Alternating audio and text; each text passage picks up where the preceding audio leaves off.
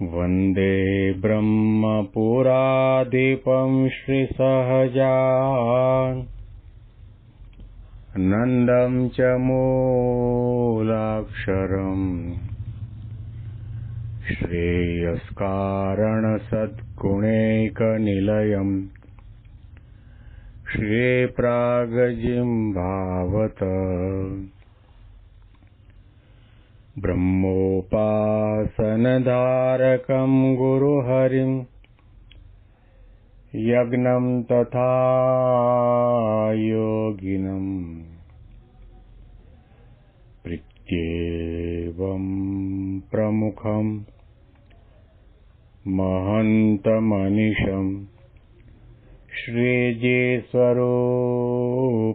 मुदा મહિમાનો મહિમા પ્રવચન માળામાં આજે 27મી જૂન 2025 શુક્રવારના દિવસે તમામ સંતો હરિભક્તોને મારા સાષ્ટાંગ પ્રણામ. જય સ્વામિનારાયણ.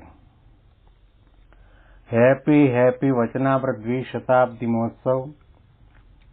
હેપી પ્રમુખ સ્વામી મહારાજ શતાબ્દી મહોત્સવ. ગઢડા અંત્ય પ્રકરણનું 25મું વચનામૃત સાંભળી રહ્યા છીએ. મહારાજની કૃપાથી અને મહારાજની પ્રેરણાથી ઉપરાંત એ ભક્તની એવી આધ્યાત્મિકતાના કારણે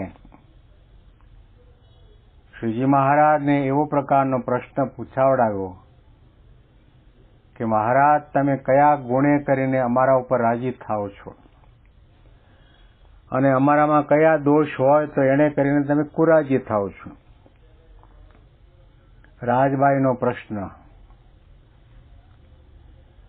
આ પ્રશ્ન પૂછનાર વ્યક્તિ કેટલી ઊંચાઈ પર પહોંચી હશે આધ્યાત્મિકતાના શિખર સુધી? પ્રગટ ભગવાન મળ્યા પછી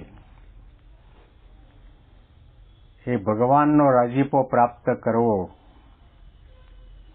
ભગવાનના રસ, રુચિ અને અભિપ્રાયને જાણવા અને એ માર્ગે ચાલવાનો પ્રયત્ન કરવો, એ કોઈ સામાન્ય કક્ષાનો વિચાર નથી, સામાન્ય કક્ષાની સાધના નથી. સંત અને ભગવંત રાજી થાય એવો વિચાર જેના હૈયામાં અખંડ રહેતો હોય, સમજી લો તે ગુણાતીત ભાવને પામી ગયો, એકાંતિક થઈ ગયો, એનો છેલ્લો જન્મ થઈ ગયો, એને માતાના ઉદરમાં ફરીથી આવવું ન પડે. કારણ કે આ વિચાર જેના મનમાં હંમેશના માટે ગોળાતો હોય કે મારે બાપાને રાજી કરવા છે, મહારાજને રાજી કરવા છે, સદગુરુ સંતોને રાજી કરવા છે, આ વિચાર છે એક સામાન્ય કક્ષાનો વિચાર નથી. કારણ કે આપણે આપણી દ્રષ્ટિથી આપણે આપણા ગુણોને પણ જાણી શકતા નથી અને આપણા દોષોને પણ જોઈ શકતા નથી. પ્રેમાનંદ સ્વામી એટલા માટે તો કીર્તનમાં ગાયું, રાજી રહેજો રસિયાજી કેવું ઘટે તે કહેજો રે, પ્રેમાનંદના નાથજી દર્શન દેજો રે, રાજી રહેજો રસિયાજી કેવું ઘટે તે કહેજો રે. મહારાજ અમારા ભૂલ માટે, દોષ માટે, સ્વભાવ માટે, કઈ ખામી માટે તમારે જે યોગ્ય લાગે તે અમને કહેજો, વળજો, ટોકજો, કારણ કે અમારે તમને રાજી કરવા છે. સંતો, શાસ્ત્રો આપણને હંમેશના માટે એક જ શબ્દો કહેતા આવ્યા છે કે સંત અને ભગવંતને કદાચ તમે તમારા ગુણોથી રાજી ના કરી શકો તો એ બીજી વસ્તુ છે, પરંતુ તમે તમારા સ્વભાવ, પ્રકૃતિ, દોષોના કારણે ભગવાન અને સંતને કુરાજી ન કરતા. રાજબાઈનો પ્રશ્ન ફરીથી આપણે વાંચીએ. અતિ અગત્યની સાધનાનો પ્રશ્ન છે અને મહારાજે જે ઉત્તર આપ્યો તે અતિ અગત્યનો છે. મહારાજને જે ગમે છે એને નથી ગમતું એવું જ ગુણાતીત ગુરુ પરંપરાની અંદર પ્રમુખ સ્વામી અને મહંત સ્વામી મહારાજને પણ છે. કારણ કે એના રોમ રોમમાં ભગવાન પુરુષોત્તમ નારાયણ અખંડ બિરાજમાન થઈને રહ્યા છે. પ્રશ્ન આપણે સાંભળીએ. પછી શ્રીજી મહારાજને રાજબાઈએ પ્રશ્ન પૂછાયો છે, હે મહારાજ, કયા ગુણે કરીને તમે રાજી થાઓ અને કયા દોષે કરીને કુરાજી થાઓ? ત્યારે શ્રીજી મહારાજ બોલ્યા છે, આટલા તો વચનમાં દોષ છે તે કયા? તો પોતાના અંતરમાં કંઈક વિશેષ વર્તવાનું હોય તેનું અમને એકવાર કહી દેવું છે. હે મહારાજ, તમે કહો તો હું આવી રીતે વર્તું, પણ વારંવાર ન કહેવું છે હે મહારાજ હું આમ વર્તું કે આમ વર્તું. તે તમે કેમ મને કહેતા નથી? તે ન ગમે. અને મને પોતાનો ઈષ્ટદેવ જાણે અને વારે વારે મારા વેણ ઉપર વેણ લાવે તે ન ગમે. અને હું કોઈની આગળ વાત કરતો હોઉં અને બોલાવ્યા વિના વચમાં બોલે તે ન ગમે. અને ભગવાનનું ધ્યાન કરવું તથા ધર્મ પાળવો, ભક્તિ કરવી ઇત્યાદિ જે શુભ ક્રિયા કરવાની છે તેને જે ભગવાન ઉપર નાખે, જે ભગવાન કરાવશે તો થશે, તે ન ગમે. અને આમ હું કરીશ, આમ હું કરીશ એમ કેવળ પોતાનું જ બળ રાખે પણ ભગવાનનું બળ ન રાખે તે ન ગમે. જે વ્યક્તિ પોતે પોતાનું બળ બતાડતો હોય કે પછી આધ્યાત્મિકતાનું હોય, સદગુણોનું હોય, ભક્તિનું હોય, વિદ્વતાનું હોય, બુદ્ધિનું હોય, આવડતનું હોય, ઘણું ઘણું હોય, દાન કરતો હોય એનું હોય, તપશ્ચર્યા કરતો હોય એનું બળ હોય, પણ એ બધું થઈ શકે છે તારાથી ક્યારે? ભગવાનની કૃપા છે, ભગવાનની શક્તિ કામ કરે છે એટલા માટે. બાકી દુનિયામાં લાખો લોકો ગાંડા છે, એમાં તારો નંબર લગાડી દીધો હોત તો?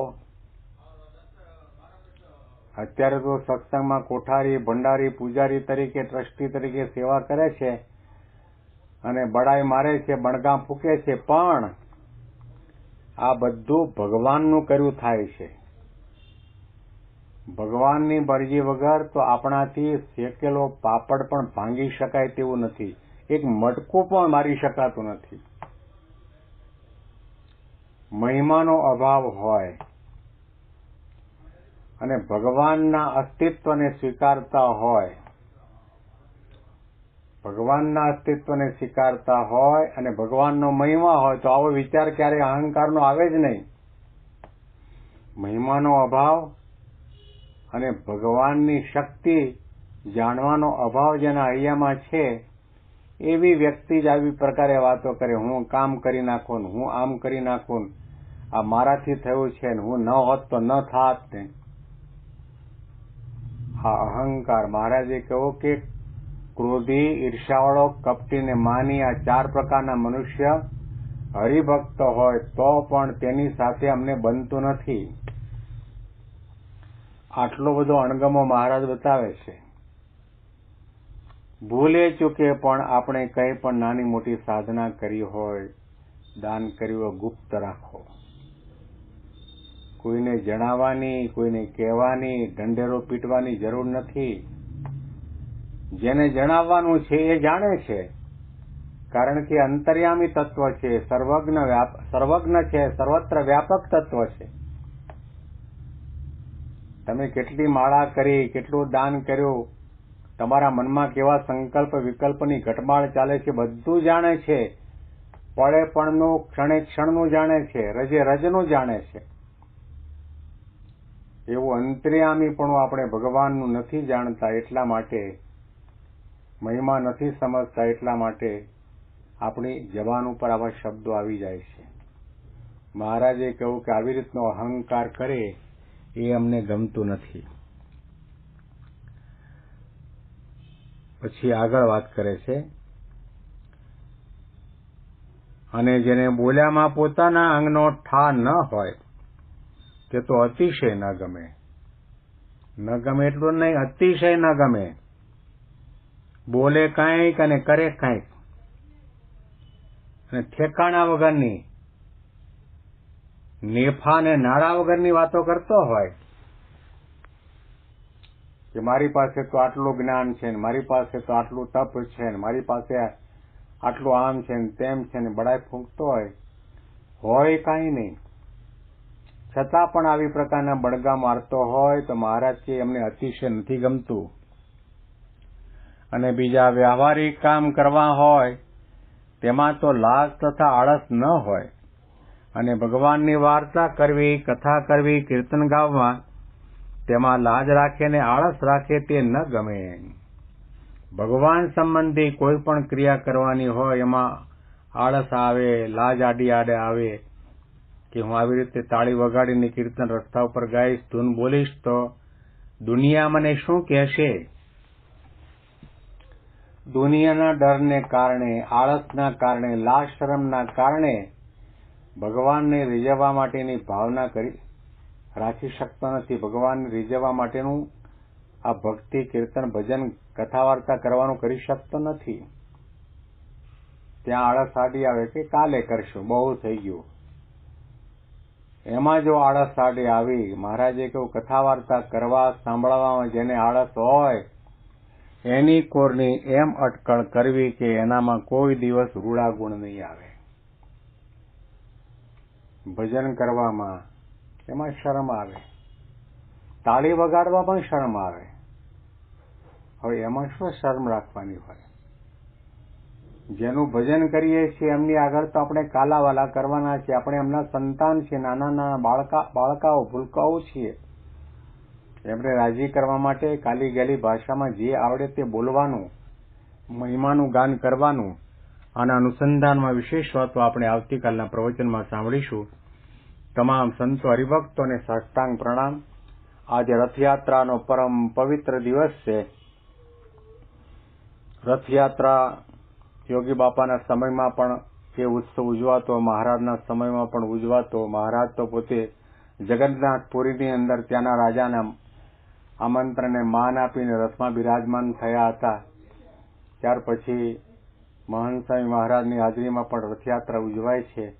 અને આપણને સૌને રથયાત્રાનો મર્મ અને રહસ્ય સમજાવે છે કે જેવી રીતે અર્જુનના રથમાં શ્રી કૃષ્ણ ભગવાન બિરાજમાન હતા અને એના રથના ઘોડાની લગામ ભગવાનના કરકમળમાં આપી હતી અને એમણે કહ્યું તે પ્રમાણે યુદ્ધ કર્યું તો મહાભારતના યુદ્ધમાં એમને વિજય પ્રાપ્ત થયો.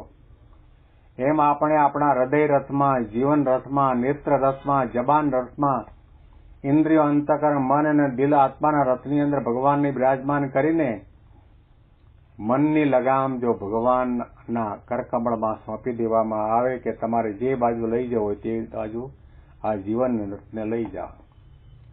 તમને સોંપ્યું સઘળું વાલા, કઈ ન રાખ્યું કામ. તમને સોંપ્યું સઘળું વાલા, કઈ ન રાખ્યું કામ. તલને તુલસી લઈને મેં તો ઘોળ્યું કર્યું ઘનશ્યામ. દન ન જાણું, દ્રશ્ય ન જાણું, માર્ગ કે મુકામ. સોંપી દીધી મનની મેં તો લાલને હાથ લગામ.